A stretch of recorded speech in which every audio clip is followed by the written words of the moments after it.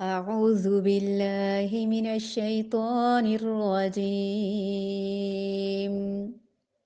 وإن خفتم ألا تقسطوا في اليتامى فانكحوا ما طاب لكم من النساء مثنى وثلاث ورباع فإن خفتم ألا تعدلوا فواحدة أو ما ملكت أيمانكم ذلك أدنى ألا تعولوا وَإِنْ خِفْتُمْ أَلَّا تُقْسِطُوا فِي الْيَتَامَى فَانكِحُوا مَا طَابَ لَكُم مِّنَ النِّسَاءِ مَثْنَى وَثُلَاثَ وَرُبَاعَ فَإِنْ خِفْتُمْ أَلَّا تَعْدِلُوا فواحدة أو ما ملكت أيمانكم ذلك أدنى ألا تعولوا وَإِنْ اور اگر خفتم خوف ہو تمہیں اللہ کے نہ تو قسطو تم انصاف کر سکو گے فی الیتامی یتیم لڑکیوں میں فانکحوا تو نکاح کر لو ما جو توبہ پسند آئیں لکم تمہیں من النساء عورتوں میں سے مثنا دو دو وثلاثا یا تین تین ورباع یا چار چار فائن پھر اگر خفتم ڈرو تم اللہ کے نہ تعدلو تم عدل کرو گے فواحدتن تو ایک ہی سے او یا ما ملکت جن کے مالک ہوئے ایمانکم دائیں ہاتھ تمہارے ذالکا یہ ادنا زیادہ قریب ہے اللہ کے نہ تعولو تم انصاف کرو تم ان میں انصاف کر سکو اگر تمہیں ڈر ہو کہ یتیم لڑکیوں سے نکاح کر کے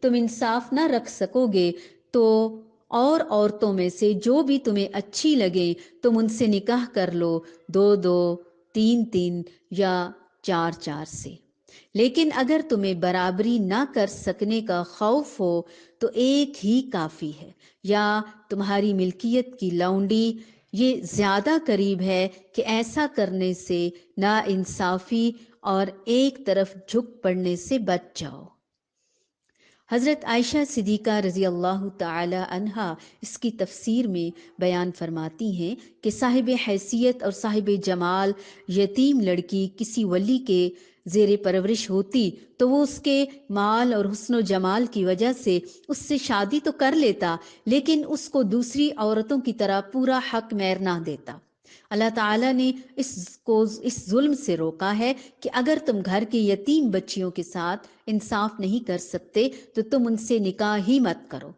تمہارے لیے دوسری عورتوں سے نکاح کرنے کا راستہ کھلا ہے بلکہ ایک کی بجائے دو سے تین سے یہاں تک کہ چار عورتوں تک سے تم نکاح کر سکتے ہو بشرط یہ کہ ان کے درمیان انصاف کے تقاضے پورے کر سکو ورنہ ایک سے ہی نکاح کرو یا پھر اس کی بجائے لونڈی پر ہی گزارا کرو اس آیت سے معلوم ہوا کہ ایک مسلمان مرد اگر وہ واقعتاً ضرورت مند ہے تو چار عورتیں بیک وقت اپنے نکاح میں رکھ سکتا ہے لیکن اس سے زیادہ نہیں جیسا کہ صحیح احادیث میں اس کی مزید وضاحت ملتی ہے نبی کریم صلی اللہ علیہ وآلہ وسلم نے جو 4 سے زائد شادیاں کی وہ آپ صلی اللہ علیہ وآلہ وسلم کے خصائص میں سے ہے جس پر کسی امتی کے لیے عمل کرنا جائز نہیں یعنی ایک ہی عورت سے شادی کرنا کافی ہو سکتا ہے۔ مزید وضاحت کی اللہ تعالیٰ نے،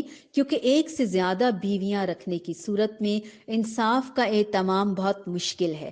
جس کی طرف قلبی میلان زیادہ ہوگا، ضروریاتی زندگی کی فراہمی میں زیادہ توجہ بھی اسی کی طرف ہوگی۔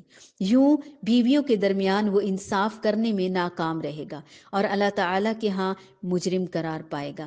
قرآن نے اس حقیقت کو دوسرے مقام پر نہایت بلیغانہ انداز میں کچھ اس طرح سے بیان فرمایا ہے، وَلَن تَسْتَطِيعُوا أَن تَعْدِلُوا بَيْنَ النِّسَاءِ وَلَوْ حَرَصْتُمْ فَلَا تَمِيلُوا كُلَّ الْمَيْلِ فَتَذَرُوهَا كَالْمُعَلَّقَةِ، اور تم ہرگز اس بات کی طاقت نہ رکھو گے کہ بیویوں کے درمیان انصاف کر سکو، اگرچہ تم اس کا اہتمام کرو۔ اس لیے اتنا تو کرو کہ یعنی ایسا نہ کرو، ورنہ کیا ہوگا، ایک ہی طرف تم جھک جاؤ گے، اور اگر تم ایک ہی طرف جھک جاؤ گے تو کیا ہوگا، دوسری بیویوں کے بیچ آدھے دھڑ کے ساتھ ان کو یعنی لٹکتا ہوا چھوڑ دو گے۔ اس سے معلوم ہوا کہ ایک سے زیادہ شادیاں کرنا اور بیویوں کے ساتھ انصاف کرنا نامناسب اور نہایت خطرناک اور قدر مشکل ہے۔ ایک ہی طرف نہیں جھکنا، سب کے ساتھ برابر کا معاملہ کرنا ہے۔ یتیموں کے مال کے بارے میں بھی ضروری ہدایات دی جا رہی ہیں کہ اس کا یہ مطلب ہے کہ جب تک یتیم کا مال تمہارے پاس رہا، تم نے اس کی کس طرح سے حفاظت کی۔ لیکن یہاں ذرا زیادہ وضاحت والی بات جو ماشاءاللہ بڑی ہمارے ہاں ڈسکس بھی کی جاتی ہے کہ 4 شادیاں، اجازت کی بات کی گئی ہے، حکم نہیں دیا گیا، صرف رخصت ہے۔ وہ بھی اس وقت دی جا رہی ہے جب اس معاشرے کے اندر بہت ساری خواتین اس وقت بیوہ ہو گئی تھیں، لیکن اگر تمہیں اندیشہ ہو کہ ان کے ساتھ عدل نہ کر سکو گے، پھر ایک ہی بیوی کرو یا ان عورتوں کو زوجیت میں لاؤ جو تمہارے قبضے میں آئی ہیں۔ بے انصافی سے بچنے کے لیے یہ زیادہ ثواب کے قریب ہے۔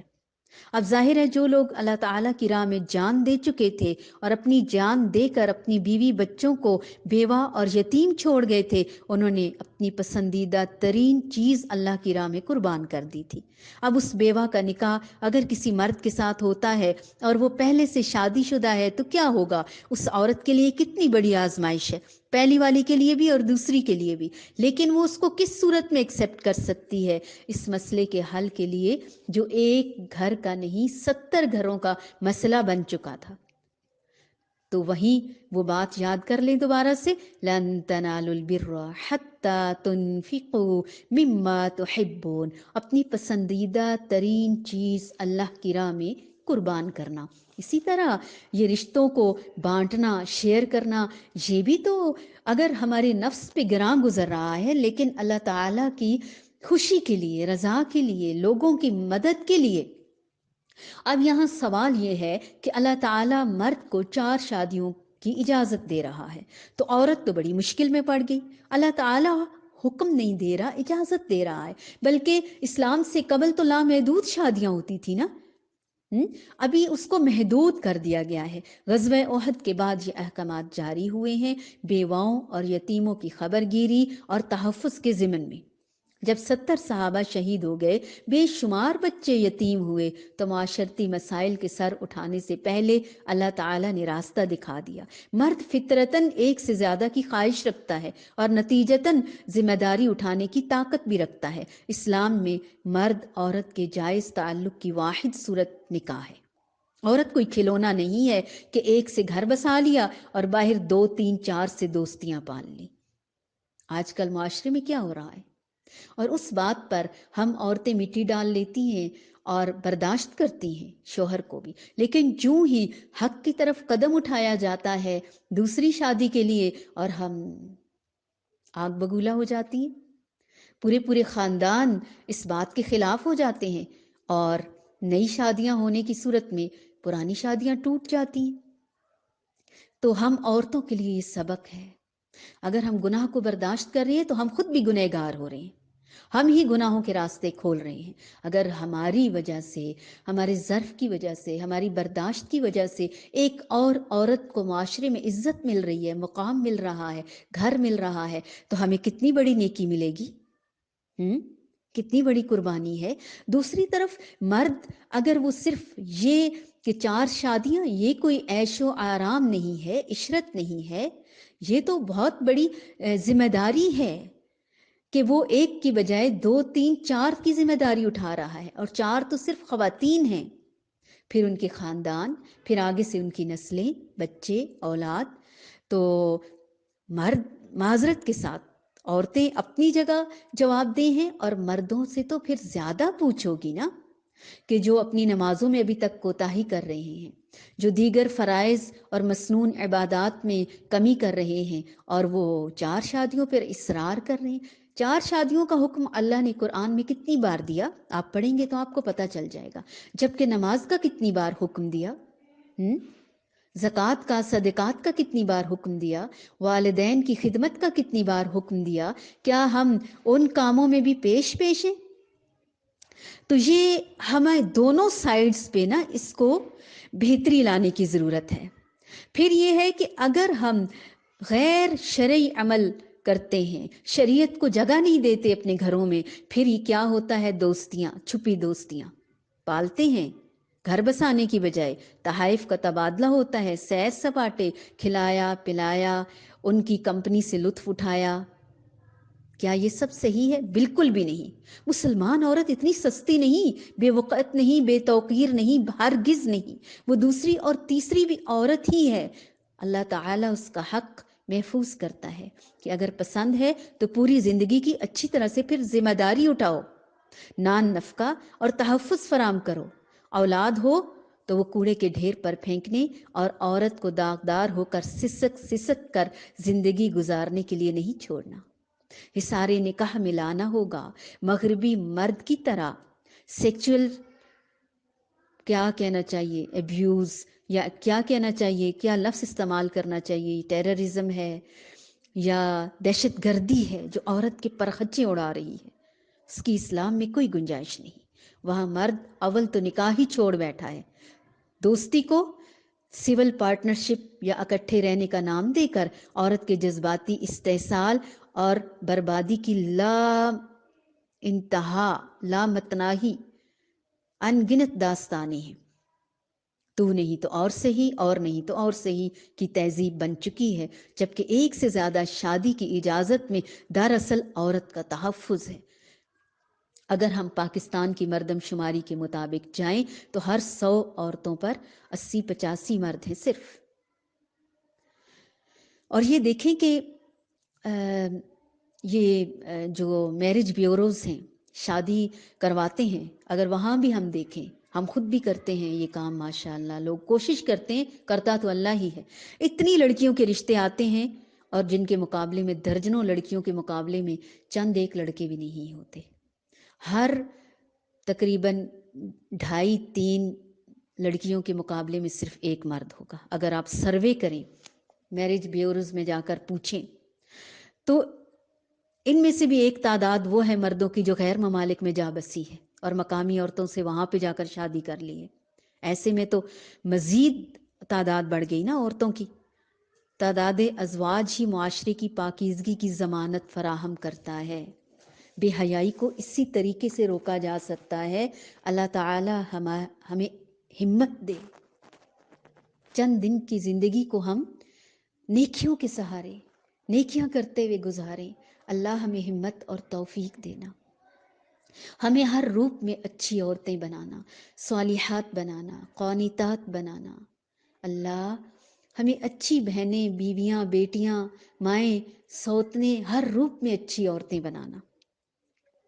وَإِنْ خِفْتُمْ أَلَّا تُقْسِطُوا فِي الْيَتَامَى فَانكِحُوا مَا طَابَ لَكُم مِّنَ النِّسَاءِ مَثْنَىٰ وَثُلَاثَ وَرُبَاعَ فَإِنْ خِفْتُمْ أَلَّا تَعْدِلُوا فَوَاحِدَةً أَوْ مَا مَلَكَتْ أَيْمَانُكُمْ ذَلِكَ أَدْنَىٰ